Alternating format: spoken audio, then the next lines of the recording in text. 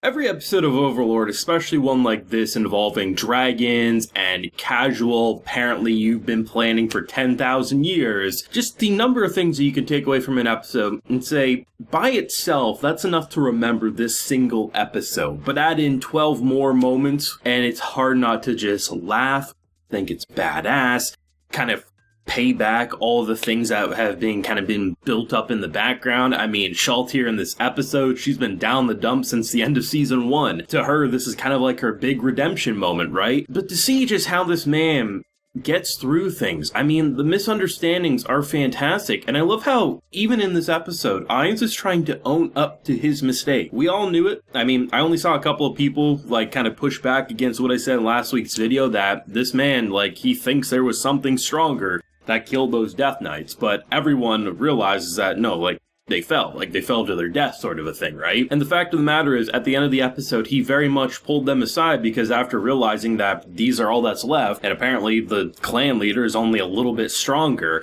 oh shit, I made a mistake. I best cover this up so that they don't think I'm a weak leader, because the last thing you want is for them to say, how could our great supreme minds make such a foolish mistake? We should overthrow him. Instead, they just are like, no, thanks to Aura, just everything. This was a teaching moment for me. He's like, yeah, sure, but hey, just make sure you understand, I can make mistakes. We wouldn't be able to, don't worry about that, but we'll keep it in our mind, but pretty much just saying, oh, you big kid are you. And I thought that was all well and good. I thought that was funny. I was like, okay, that's good enough. I mean, yeah, even though, once again, one of his misunderstandings got turned into a victory, all things considered, I mean, at the very least, he's trying to push away from saying he's perfect, and then in comes our boy Damirigan. He's just, as soon as you see him, right, you know something even bigger is going to happen. There's going to be a misunderstanding that will make the previous 10 just look very tame in comparison. Really, I had no idea what could happen, given that there was less than a minute left in the episode. And the fact that,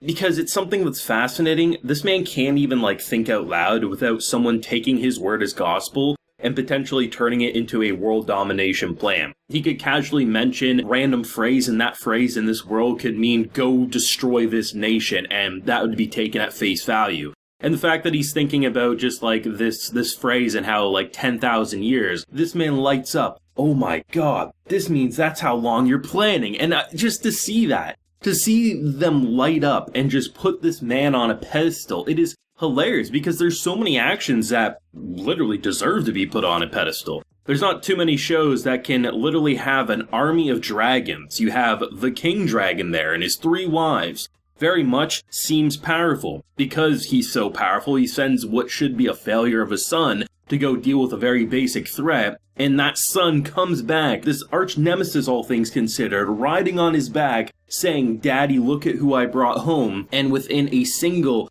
grab of the heart, kills that person. You have someone where that's a very, okay, if they basically say, hip hip hooray for Ainz, no wonder why he casually destroyed a dragon army and made most of them fall under his rule. But to see the number of things that he doesn't do or are mistakes, and that gets more praise than his current actions, it's hilarious because casually destroying a dragon army, oh, that's nothing. Making a 10,000 year plan or making a learning experience about what happened to the Death Knights, even though it was a complete misunderstanding, or, it's just hilarious to see what they're able to accomplish. But I love the fact that, you can really sum this episode down to as essentially, Ainz comes marching, he's about to destroy for the dwarves so he can have his runesmiths and everything, and ultimately he very quickly makes a dragon call him Daddy. That's really what happened, all things considered. And I love this man because he's such a collector, right? He's very, mischievous in a certain sense. Because he sees this thing as okay, this can be your pet. And it gets so happy that it essentially pisses itself. And I love the fact that you have Shaltir of all characters saying oh, is that what we should do when we get excited? Casually introducing water sports into Ainz's vocabulary there.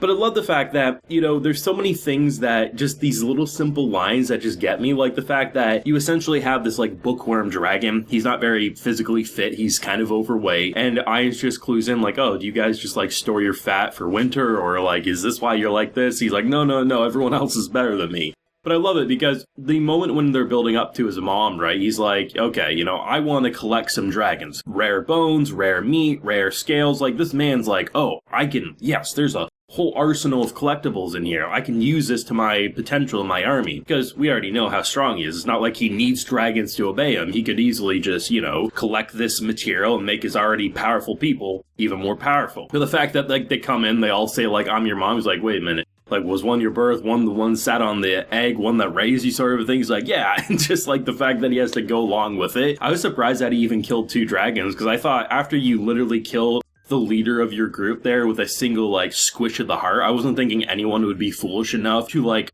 try to challenge. But of course, there's going to be at least one other strong dragon that would say, well, like, he might have fell, but I always have been waiting for my opportunity. No way am I going to listen to a skeleton. And he got to collect one more body for his little arsenal. I thought that was absolutely fantastic. But it's cool though, right? Because we've been building up for so long, and I think this season has done a good job at really showing Sheltier and just how insecure she is and how ashamed she feels about what happened with her, with the whole, like, essentially fought my lord and savior here. I am a horrible person, but he's given me the second chance to learn and grow from. So for her to go into this and basically take everything that Aura says at face glance and be like, yes, I'm going to learn from this, I'm not going to make the same mistake twice, goes in, says, hey, basically obey us, or we're going to slaughter everything other than, like, 4,000 males, 4,000 females, 2,000 children, something like that. Obviously, if you put yourself in a position of having 60,000 people or 80,000 people behind you, there's 2 people. It's not the person that you've been worried about, and they're saying, like, yo, you gotta understand, we got this giant-ass army. I thought they did such a great job because by literally, saying, like, we're willing to bend the knee if you give us a reason, right? But because you have someone like Ainz and how everything he does or says is perfect, for them, these orders are like, here's your options. Bend right now, you get saved. Don't, we'll slaughter basically every one of you, besides this select number of people, and therefore that's what happened. From their point of view, we're kind of worried, but you gotta give us a little more than just 2 people marching in saying to do this. Like, any logical person would want to do that. Had Ainz been there, he probably would have understood their concern. But of course, he would have said something, it would have got misunderstood, and we could see the rest of the Overlord train wreck. That would be entertainment gold. What kind of got me about that was not that, like, they basically got slaughtered, but more so what the clan leader did. From his point of view, it's a very cruel thing to do, but all things considered, I think he made the right call. He got to essentially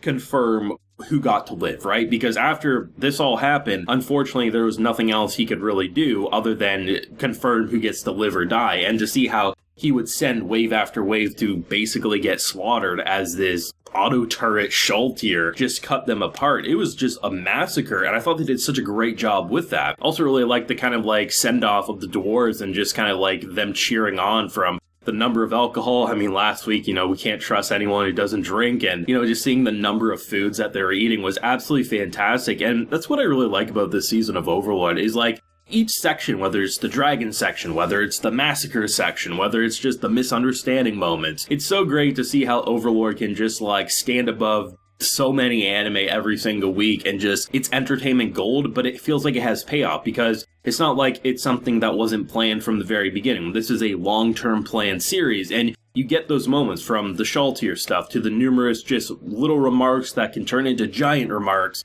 and how the show just nails it every single week. I mean, on one hand, yes, the longer we watch Season 4, the closer we are to Season 4 being over and then having to wait for that movie. But all things considered, we're building up in a great way. I love the dragon stuff. I love the fact that, it was animated very well. I was surprised that there wasn't any real 3D dragons, but given that it was kind of a lack of action, it made sense that they could detail it in that 2D. And even the 3D, when it came to the massacre with Sheltier, I thought looked great, especially with the decapitation of the arms and the limbs and just the bloodshed that popped up on the screen there. It was great, but excited to see what's going to happen next. I mean, the misunderstandings never let up, and that's why we love Overlord. But thoughts down below, theories if you got any. Leave a like if you enjoyed, subscribe if you're new around here. Until next time, everyone, please take care and have a good one.